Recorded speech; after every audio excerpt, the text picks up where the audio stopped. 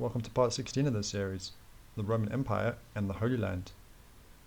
In this video we're going to be speaking about Atlantis, the Hittites, Carthage, Canaan and Phoenicia.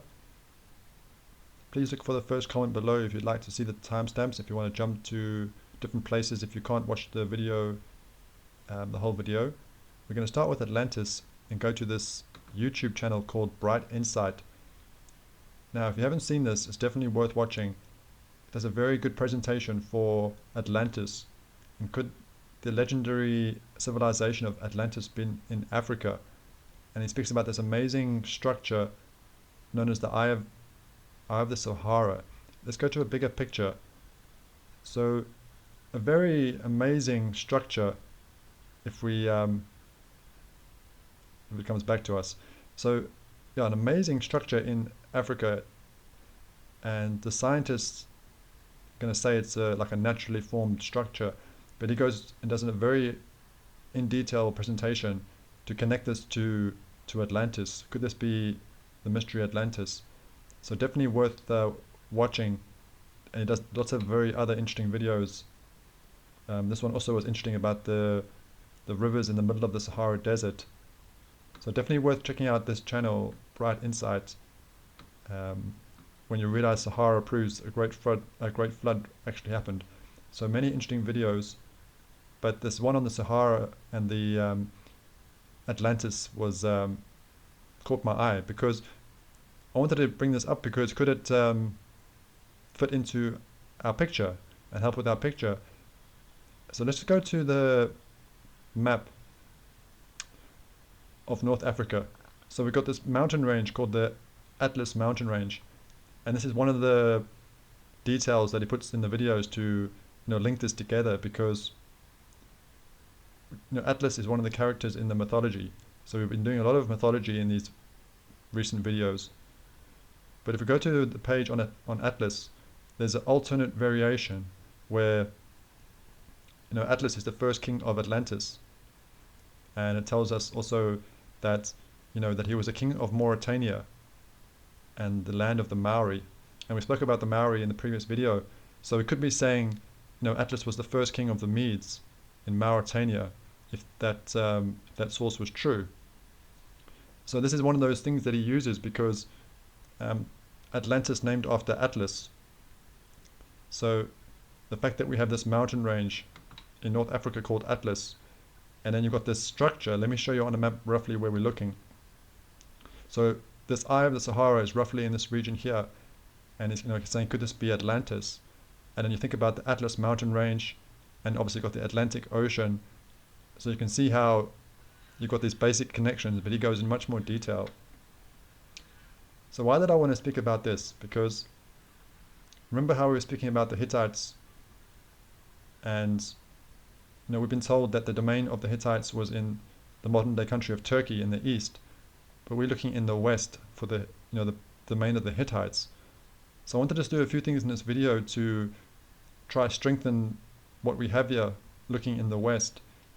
And I came across this other scholar that the title of the work is The Hittite Empire in the Myth of the Atlantis.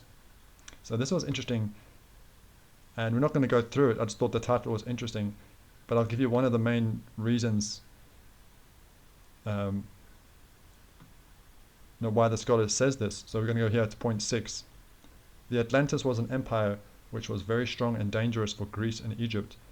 It might be only the Hittite Empire. So the idea being that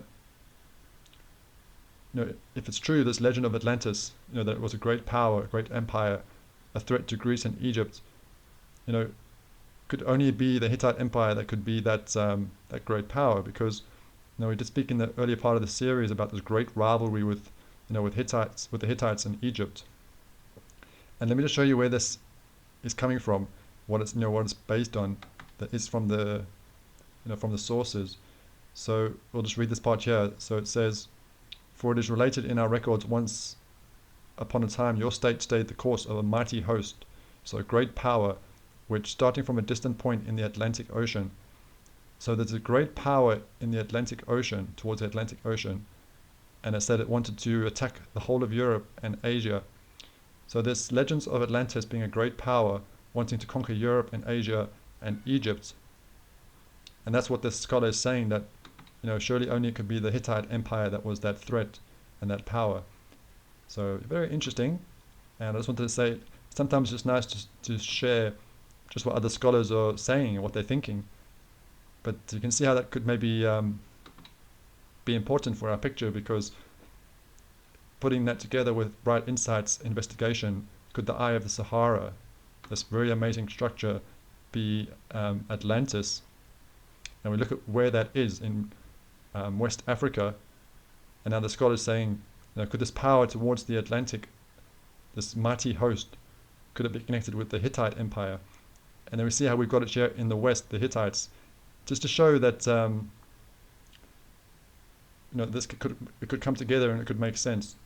But I'd also like to do a few other things in this video to try to strengthen this picture and this this claim for looking for the Hittites to the west. So yeah, that's definitely worth watching the some of those videos on the Eye of the Sahara. Okay, I'd like to recap the previous video with Cappadocia. Okay, so I'm going to delete this this Hittites here. So remember, we're thinking the strength of the Hittites on the Iberian Peninsula. But I would like to add one thing, because this might be a little bit confusing for or to follow, because we know that in the Bible the Hittites were in the Holy Land, and Joshua coming into the Holy Land and conquering the Canaanites, and the Hittites were in the in the Holy Land, and they were conquered. So just wondering if some people might be wondering, why have you got the Hittites up here, on the Iberian Peninsula, if the Hittites were in the Holy Land and they were conquered? So what I'm thinking is that there would have been different branches to the Hittites, and the Hittites being conquered in the Holy Land would not be the end of the story for the Hittites.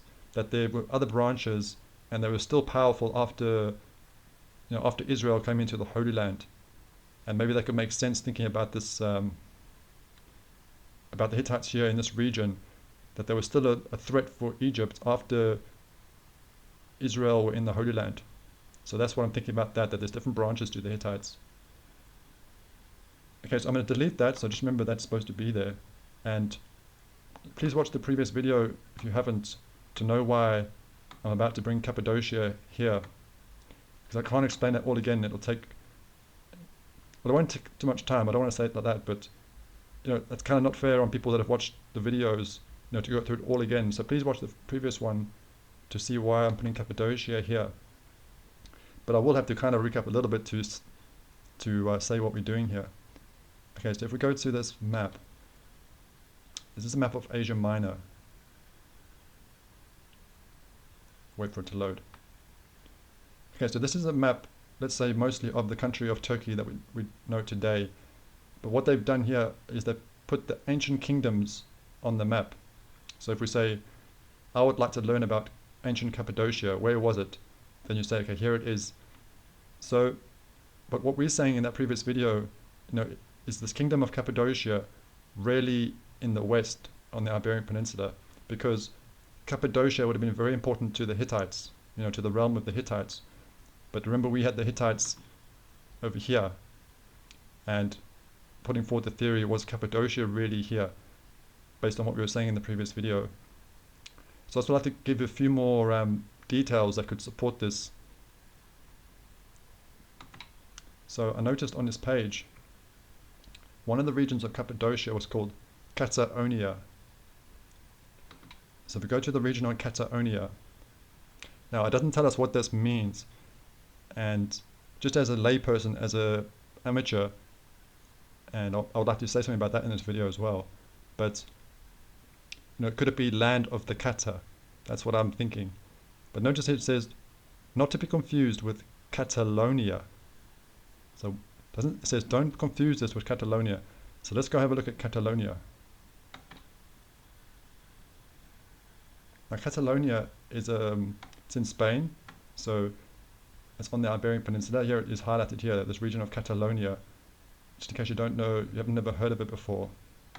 We're just going to go to what it could potentially mean. So there's one theory that Catalonia could mean land of the Goths. And now we're going to go on a little bit of a journey here to try and connect this together. Okay, so remember a region of Cappadocia called Catalonia, and it tells us don't go to Catalonia. But when we do go there, we can see that it has the meaning of land of the Goths. Okay, now I found this source. It tells us that, so the biblical Hittites, also known as the Ketas or the Getae. So different names they're known by according to this source. So the Hittites come from Heth, son of Canaan, so Canaanites, so Hamites. Okay, so the biblical Hittites, also known as the Ketas, also known as the Getae. And then I was searching about the Getae, and it says here that the Getae were considered the same people as the Goths by Jordanes in his Getica. So the Getae being connected with the Goths. So can you see how, if you follow those details through, so it's saying that the biblical Hittites, also known as the Keta, or also known as the Getae, but the Getae also being connected with the Goths. So if we go back to Catalonia, we see how they're saying that it's the land of the Goths. So if we try to put that all together,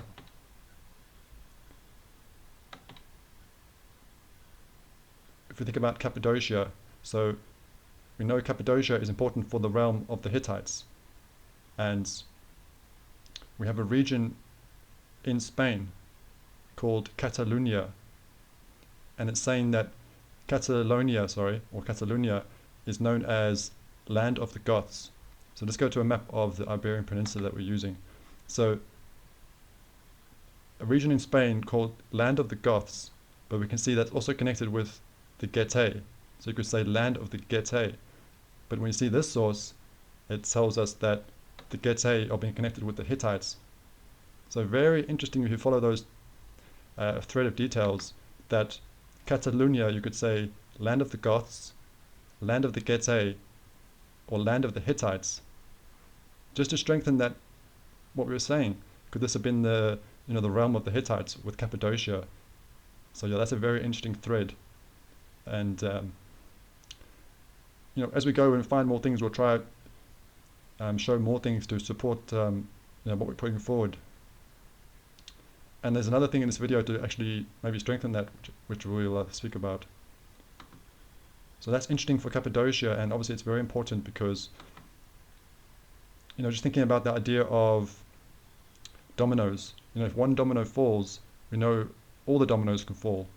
Or a house of cards. If one card falls, all the house of cards can come down. So, Cappadocia was really in the west. What does that mean for all these other kingdoms?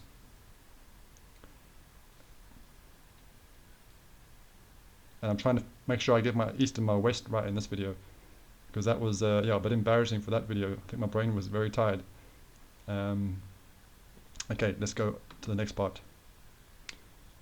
I'd like to speak about Canaan. Just a bit of a recap on Canaan, because we're speaking about the Hittites, and Hittites, they come from Canaan, son of Ham. So if we just go to the page on Canaan and find it.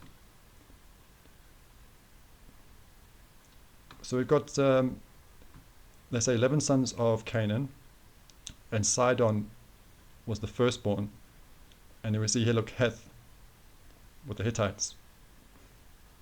Now we're not going to cover all these sons or go into great detail. I also want to give you a couple of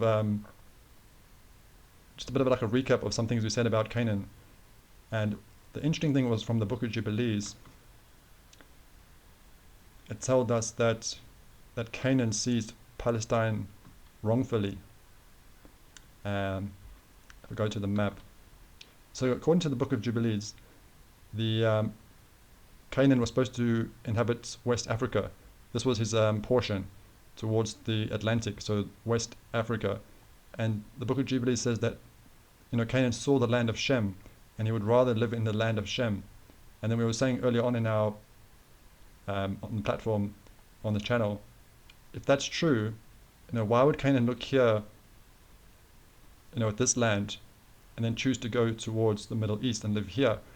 If we think about the traditional view,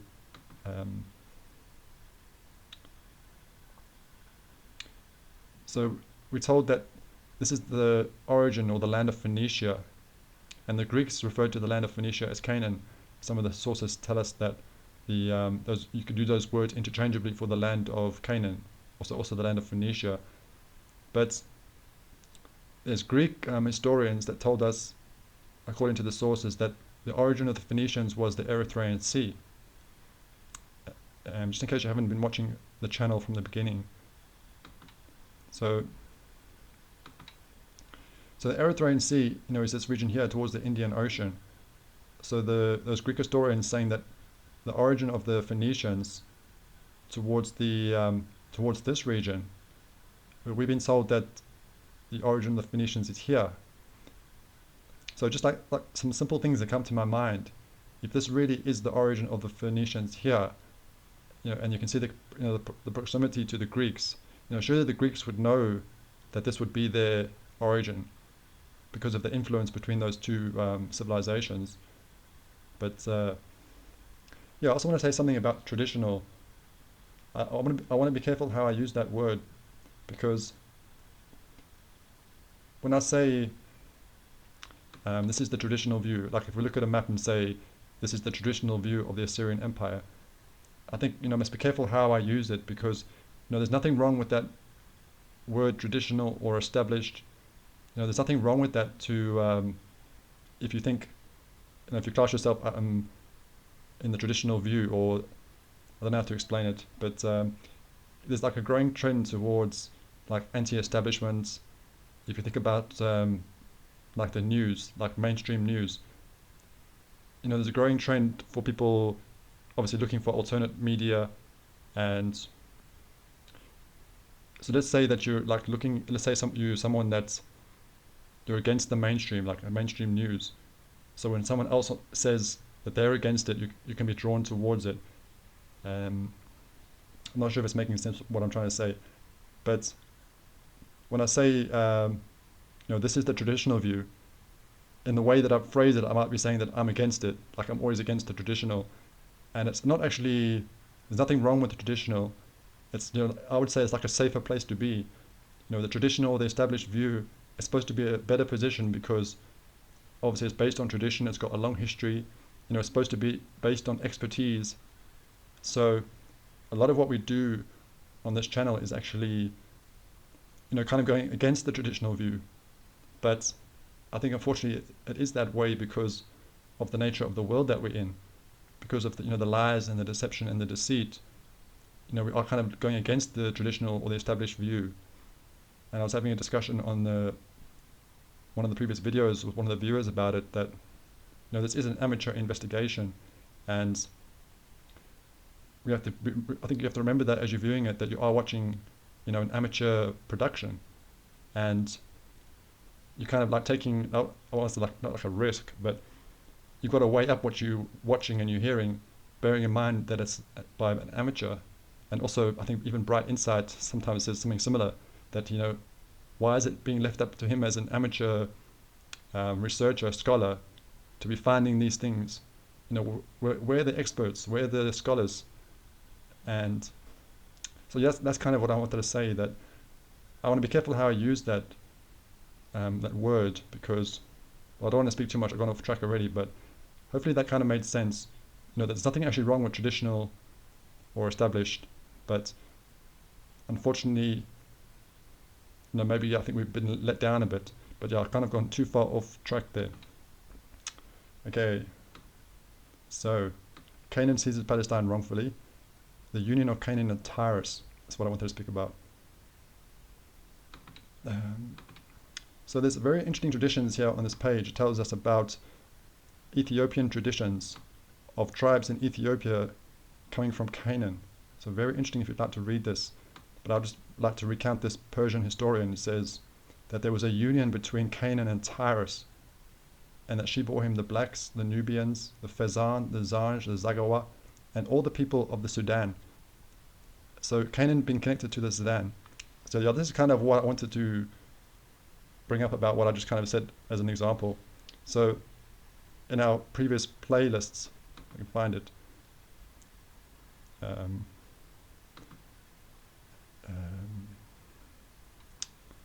think it is here.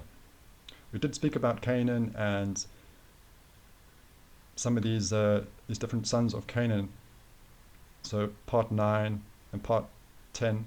Part 10 was interesting with the connection of the Sinaites and the land of Sinim in China. So they connected with Canaan and the connection with Canaan and China, and also spoke about this connection with Canaan and Sudan. So I want to give an example of like being an amateur, that we have to be careful. So if we go back,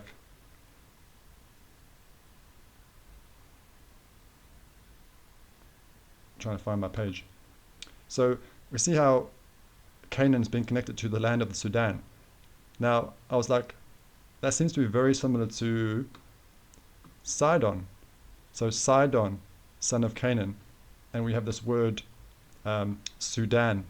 So in that video I did make that connection. Could that be a connection between Sudan and Sidon? But like I was saying, that as an amateur, I could be jumping to conclusions because it might not be connected. You know, maybe Sudan has a different meaning, and then you kind of like jumping the gun just because of the similarity, and you kind of get excited as like a layperson. So that's just kind of what I mean about like the traditional, that it's supposed to be good because then you've got all that expertise. But yeah, I think I've said enough about that. So yeah, we've got to be careful with the connections we make. But I do try to be honest and say, you know, look, I'm not a linguist. I'm just a layperson, and this is what it looks like to me. But it's this union of Canaan and Tyrus I'd like to speak about, because Josephus tells us that the Thracians come from Tyrus. And you know, can we find some information to support this tradition of Canaan and Tyrus? And it's going to be related to what we spoke about earlier in the video. So remember how we had this connection with the biblical Hittites and the Getae. Now if we go to the page on the Getae,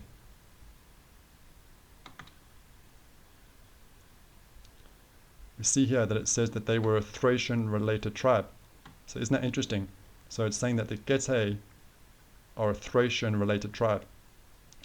And we learn from Josephus that the Thracians come from Tyrus.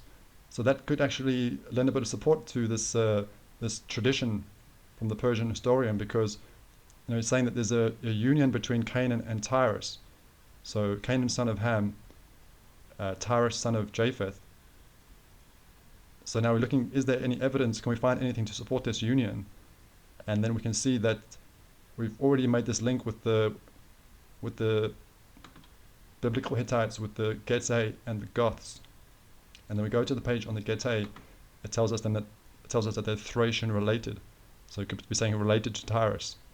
So I thought that was nice that you can kind of look at other sources, other information to support all those kind of links we've made in the video. They kind of all support each other.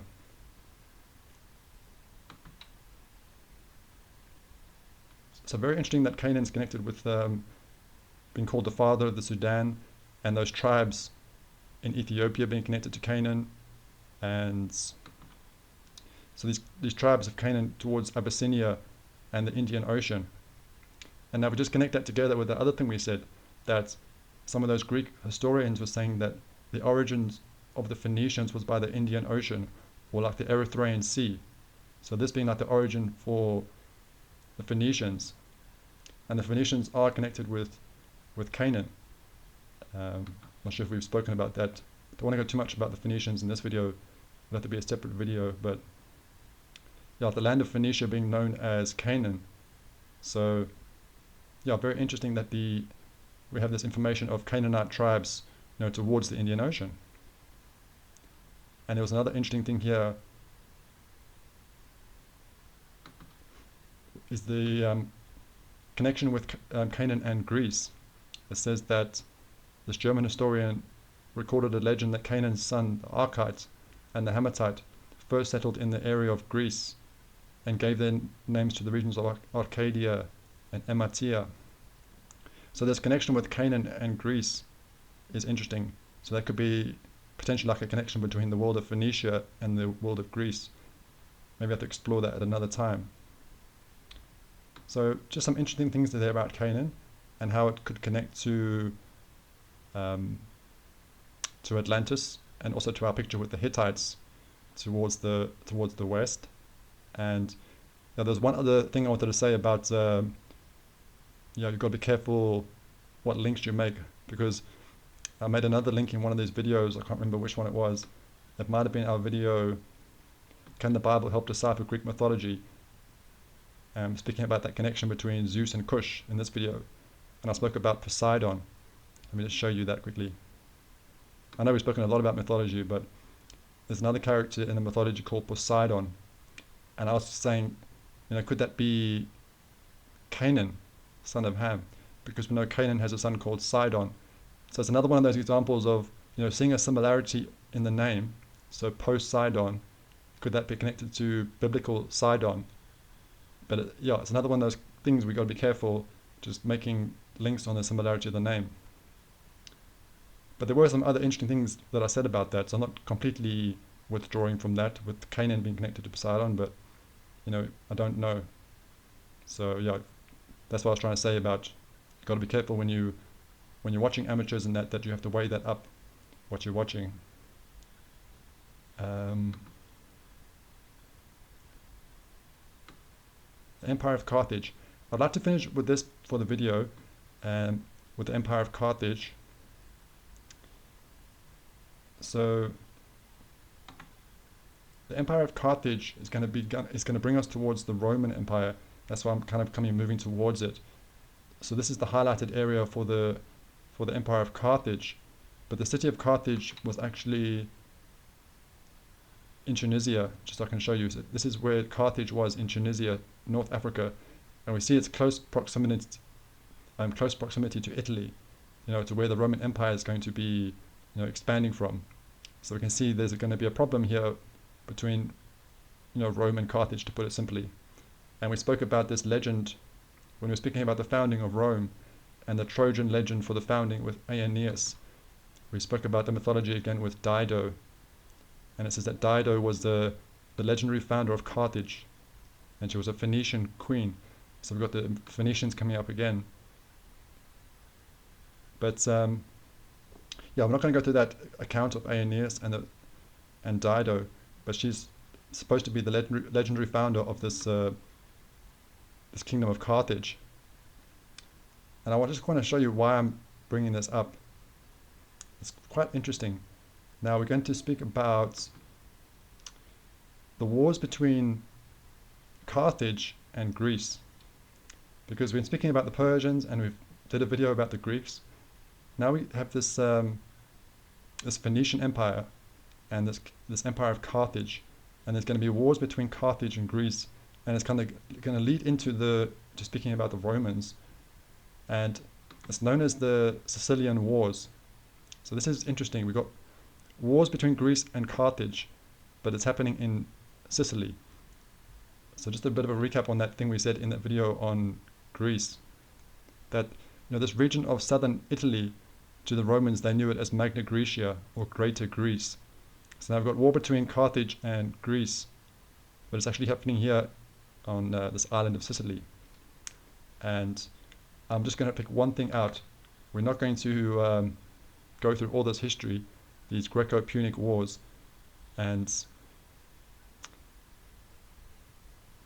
I don't want to bring up too many new things. So I'm not going to explain Punic, but it could be connected to the word for Phoenicia. There's just one interesting thing that I saw, and let me just want to find it, because it could relate to our picture and what we've been covering. Okay, so the wars between Carthage and Greece, and it's a very famous city-state called Syracuse. So we said the two most famous were Sparta and Athens, but there's another Greek city-state called Syracuse, and that was this war with on this island of Sicily. Okay, so I just want to read this part out. Carthage may have also chosen this time to attack, because a Persian fleet attacked mainland Greece in the same year. I thought this was very interesting. So at the same time Carthage is having a war against Greece. Persia is also attacking Greece in the same year. Now they say that the fact that there could have been an alliance, that it's disputed. So it's disputed. But then they do say that it's very interesting that Carthage, they came with 300,000 men for this war. And they say that realistically, maybe they could only muster a force of 50,000 to 100,000. So where did they get this army of 300,000 men to fight in Sicily? And they say, well, maybe it could have been, with the help of the Persians. But they dispute that there could have been an alliance. But this is very interesting, I think, because if we go to our picture, I'm going to delete some of this so we can try focus on the picture. Remember how we were expanding this Medo-Persian Empire, and we had it expanding towards Europe like this. And we're saying, is Persia coming to attack, the Greek world, but is it more based in the West? And now we think we're just introducing Carthage for the first time, and we see Carthage here, this empire in North Africa, and so this is Carthage in Tunisia. Now they're going to make war against the Greece, but it's a Greek city-state predominantly of Syracuse, and they're coming with 300,000 men, which seems like quite a lot. Could it be connected with the Persians? And it's telling us that at the same time Carthage is launching this attack in that same year, Persia is, where was that page? Sorry, so many tabs. At the same time, Persia is also launching an attack against Greece. So to me, it seems like surely that can't just be a coincidence that that this is happening at the same time. To me, it seems like there must be a very good possibility of it being a coordinated attack between the Persians and Carthage. And when you see where Carthage is, and what they, where they, launching this attack in this region here, does our picture actually start to make a bit more sense? That Persia is also coming into this realm, and they also want to, because of those things we've spoken about, that animosity with the Greeks. They also want to, I think we said, punish the Greeks. They, you could kind of see how there could be, planning and a coordination between Carthage and Persia to, conquer Greece. And I'm not sure if you get the same feeling with the traditional view with Persia, coming this way to attack mainland Greece, and there being a coordination with Carthage. To me, this picture we're working on, it really could, you could kind of see how it could make sense that, Persia's expanding, and Carthage, how they could work with Carthage to, launch this invasion. I can't say that I have figured it out or I know how it exactly went down, but when you're working with this picture and you're thinking about something different, and then you come across information like this, where it's saying Persia and Carthage both attacking Greece at the same time, but it's disputed. It's just something that kind of stands out. So I thought that was very interesting. I wanted to share that with you, and also the size of the army. Is that actually Persia helping? So I think that's it for this video. I think that was it. So yeah, just to kind of mention Rome, because we're trying to build to Rome. Why these wars are going on between Greece and Carthage. Rome is still a small player. They're still busy trying to conquer Latium, the land of the Latins. So Rome's still trying to conquer territory in this region here, while these wars are going on. Just to kind of give an idea of where we are in the timeline and what's happening with Rome. So still a small player, in the time of the Persians and the Greeks and this war between Carthage and Sicily. But we can see how, what the interests of Carthage, how it's going to impact the Roman Empire. That there's going to be a conflict of interest here, because if Rome wants to become a world power, you can see how it's going to bring it into conflict with the Empire of Carthage, and they're not going to be able to exist in the same space.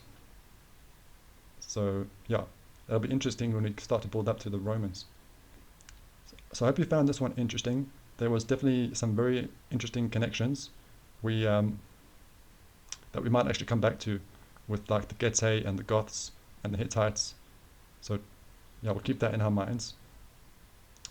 And something I want to just finish on with could Atlantis be have been in this region here with the Eye of the Sahara in West Africa? I just want to finish on this point, something that I might be guilty of myself, that I focus a lot of attention on like Egypt, Ethiopia, and Nigeria. I focus a lot here, but I tend to kind of not think about too much here further to the west. I don't know why, but maybe it's because I'm not drawn there, not finding information. But what's happening here further to the west? That's what I'm thinking at the moment, that we could be missing important things here to the west, further to the west, and we need to be paying attention over here, especially now with this information with could the civilization of Atlantis be here in the west, like here in West Africa, one of the most advanced civilizations. It gives you a totally different feeling about the history and the region. What else could have been happening here? That's kind of what I'd like to finish on for this video. So yeah, thank you for watching this one. Please, if you'd like to leave any comments, and it can help the channel if you have any questions or any different ideas. So thank you for watching, and we'll see you in the next video.